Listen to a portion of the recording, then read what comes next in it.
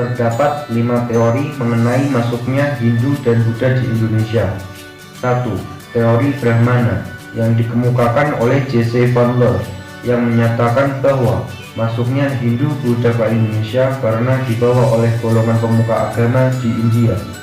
2. Teori Waisya yang dikemukakan oleh N.G. Krom yang menyatakan bahwa terjadinya penyebaran agama Hindu Buddha di Indonesia karena adanya peran dari golongan Waisya atau pedagang yang mampu berinteraksi dengan masyarakat Nusantara.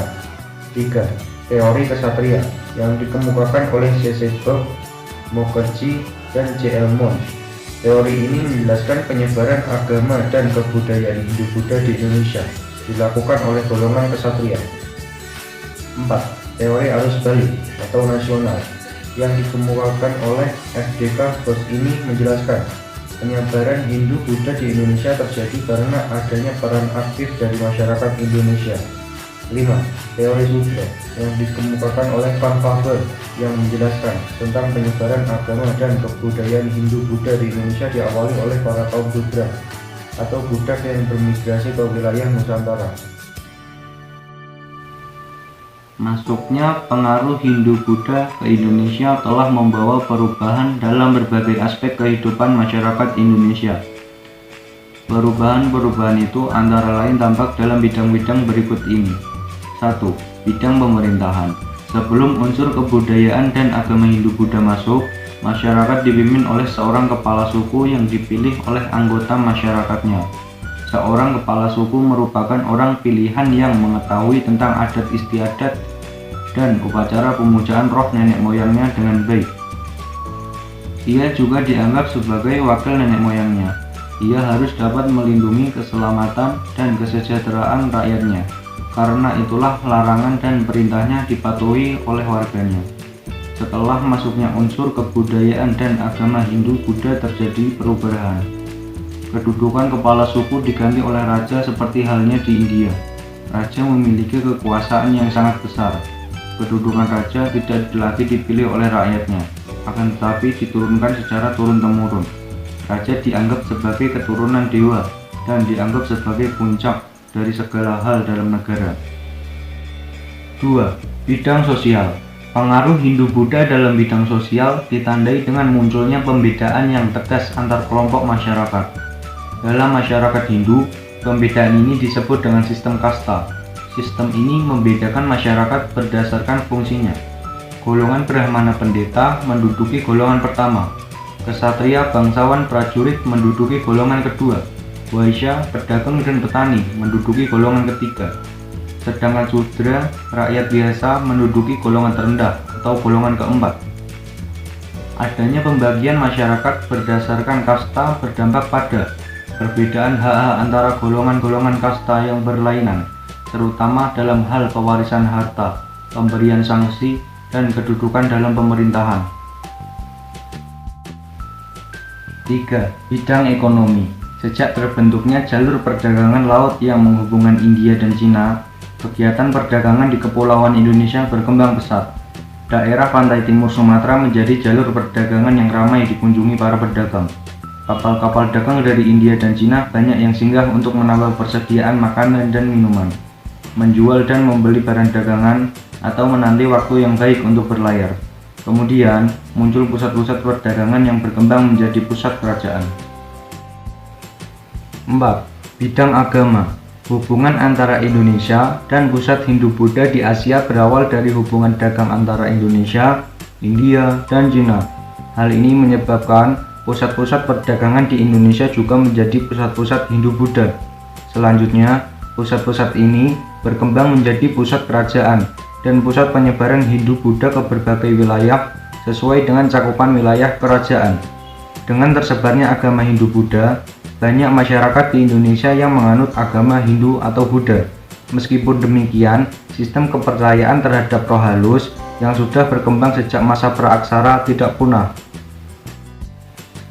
5. Bidang kebudayaan. Sebelum masuknya unsur kebudayaan dan agama Hindu-Buddha, telah berkembang kebudayaan asli Indonesia. Kemudian, setelah masuknya unsur kebudayaan dan agama Hindu-Buddha, terjadilah proses perpaduan antara dua kebudayaan tersebut. Perpaduan itu disebut akulturasi. Hasilnya adalah kebudayaan baru yang memiliki ciri khas dari masing-masing kebudayaan. Contoh hasil akulturasi antara kebudayaan Hindu-Buddha dan kebudayaan asli Indonesia antara lain sebagai berikut. 1. Seni bangunan. Bentuk bangunan candi di Indonesia pada umumnya merupakan bentuk akulturasi antara unsur budaya Hindu-Buddha dengan unsur budaya asli Indonesia. Bangunan yang megah, patung-patung perwujudan dewa atau Buddha, serta bagian-bagian candi dan stupa adalah unsur dari India. Bentuk-bentuk candi di Indonesia pada hakikatnya adalah punden berunda yang merupakan unsur Indonesia asli.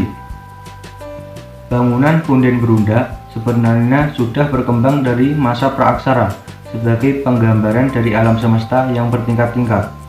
Tingkat paling atas adalah tempat persemayaman nenek moyang. Punden berunda menjadi sarana khusus untuk pemujaan terhadap roh nenek moyang. 2. Seni rupa dan seni ukir. Masuknya pengaruh Hindu-Buddha membawa perkembangan dalam bidang seni rupa, seni pahat, dan seni ukir. Hal ini dapat dilihat pada relief atau seni ukir yang dipahatkan pada bagian dinding candi. Misalnya, relief yang dipahatkan pada dinding-dinding pagar langkan di Candi Borobudur yang berupa pahatan riwayat Sang Buddha. Di sekitar Sang Buddha terdapat lingkungan alam Indonesia, seperti rumah panggung dan burung merpati. 3. Sastra dan aksara. Berkembangnya karya sastra terutama yang bersumber dari Mahabharata dan Ramayana melahirkan seni pertunjukan wayang kulit. Isi dan cerita pertunjukan wayang banyak mengandung nilai-nilai yang bersifat mendidik. Cerita dalam pertunjukan wayang berasal dari India, tetapi wayangnya asli dari Indonesia. Selain itu, ada pula tokoh-tokoh pewayangan yang khas dari Indonesia, misalnya tokoh Punakawan, seperti Semar, Gareng, Bagong, dan Petro. Tokoh-tokoh ini tidak ditemukan di India. Perkembangan sastra ini didukung oleh pengguna bahasa Sanskerta dan huruf-huruf India seperti Pallava, Pranagari, dan Dewanagari. Nah, berikut ini beberapa karya sastra yang lahir pada zaman Hindu-Buddha. Arjuna Wiwaha karya Empu Kanwa. Karya ini dibuat saat pemerintahan kerajaan Kediri masa pemerintahan Jayabaya. Kitab ini bertujuan untuk menghormati Raja Airlangga dan bercerita tentang pernikahan Airlangga. Baratayuda karya Empu Sedah dan Empu Panulu disusun Raja Jayabaya, Kediri. Kitab karya Empu Sedah dan Empu Panulu ini merupakan saduran dari epos India yang menggambarkan kisah perang saudara antara Jengala dan Kediri. Kisah perang saudara ini digambarkan seperti pertempuran antara Pandawa dan Kurawa. Gatotkaca Sraya karya Empu Panulu dibuat pada masa kerajaan Kediri. Kitab ini bercerita tentang kepahlawanan Gatotkaca ketika mempersatukan Cinta Abimanyu dan Siti Sundari. Sutasoma karya Empu Tantular yang ditulis pada masa kerajaan Majapahit. Yud, semboyan negara kita yakni Bhinneka Tunggal Ika, diambil dari kitab ini. Kuiperian. Kitab ini bercerita tentang Sutasoma, seorang pangeran yang menjadi seorang Buddha. Negara Kertagama karya Empu Prapanca disusun pada masa Raja Hayam Wuruk Majapahit. Kitab ini bercerita tentang kerajaan Majapahit yang sangat megah di bawah pemerintahan Raja Hayam Wuruk. Selain itu, kitab ini juga memuat silsilah Raja Hayam Wuruk, Pararaton, peninggalan kerajaan Singasari hingga kerajaan Majapahit. Kitab ini berisi tentang silsilah raja-raja Singasari hingga raja-raja Majapahit. Dalam kitab ini terdapat banyak kisah-kisah mistis. Sundayana kitab dari kerajaan Pajajaran. Kitab yang satu ini menceritakan sejarah kerajaan Sunda Pajajaran dan perang Bubat.